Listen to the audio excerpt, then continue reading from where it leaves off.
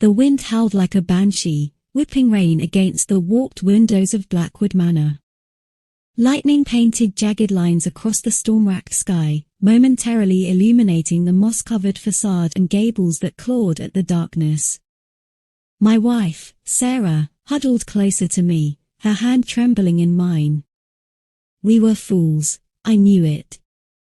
Celebrating our first anniversary in a notoriously haunted mansion on the windswept Maine coast wasn't exactly a conventional romantic idea. But Sarah, ever the thrill-seeker, had been captivated by Blackwood Manor's macabre legend, the tale of a young bride, Amelia, driven mad by her philandering husband and forever trapped within the walls. Now, trapped ourselves by the storm and the rusted iron gate at the entrance, fear gnawed at my resolve. The manor loomed like a skeletal hand reaching for the sky, its broken windows like empty eye sockets staring down at us. Taking a deep breath, I reassured Sarah, my voice cracking slightly even to my own ears. Just a freak storm.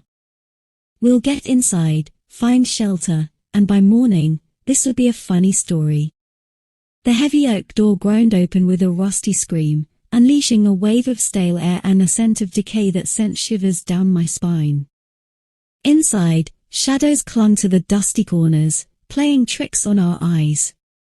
The furniture, shrouded in faded tapestries, resembled shrouded figures, and the grand staircase creaked and moaned like a tortured soul.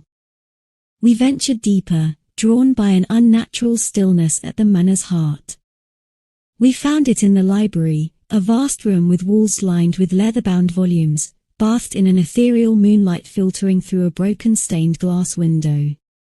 In the center stood a lone rocking chair, swaying gently as if cradling an invisible occupant. Sarah, her eyes wide with morbid fascination, stepped towards the chair. I froze, a primal fear gripping my heart. "Don't, Sarah," I pleaded, but it was too late. Her hand brushed the chair's armrest, and the room erupted in chaos. Books toppled from shelves, shadows twisted and writhed, and a blood-curdling shriek, high and inhuman, ripped through the silence.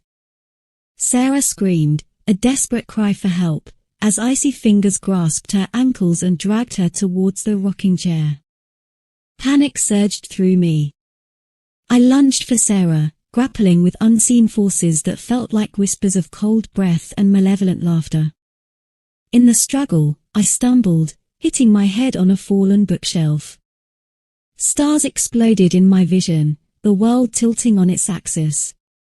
When I came to, Sarah was gone.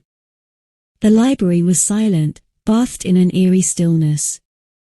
My head throbbed, but a primal fear propelled me onwards. I called Sarah's name, my voice echoing through the empty halls, met only by the mocking groans of the wind. The search took me through labyrinthine corridors, past dusty portraits that seemed to follow me with unblinking eyes, and into hidden chambers where the air hung heavy with the weight of past tragedies. Finally, I reached the abandoned nursery, a room frozen in time with a rocking horse frozen mid-gallop and a cradle that swayed gently despite the stillness. And there, on the floor, lay Sarah, her eyes wide with terror, staring at the ceiling. Above her, in the faded mural painted on the ceiling, Amelia, the wronged bride, materialized amidst swirling shadows. Her spectral form, draped in tattered lace, descended towards Sarah, a skeletal hand outstretched. "Leave her alone!" I roared, lunging at Amelia. My fist passed straight through her, but the force of my movement sent me sprawling. Just as Amelia's spectral hand reached for Sarah's throat, a deafening crack echoed through the room. A beam, weakened by years of neglect, had finally given way. It crashed onto Amelia, pinning her spectral form to the floor. Sarah gasped, scrambling away as the shadows around Amelia dissipated into nothingness. But my victory was short-lived. The fallen beam had also blocked the nursery door, trapping us. As the storm raged outside, the room grew colder, the air thickening with a malevolent presence. Sarah huddled in a corner, tears streaming down her face. "I'm so sorry," I whispered, pulling her close. "This is all my fault." In the darkness, surrounded by the whispers of the past, I held Sarah close, promising to protect her even if it meant sacrificing myself.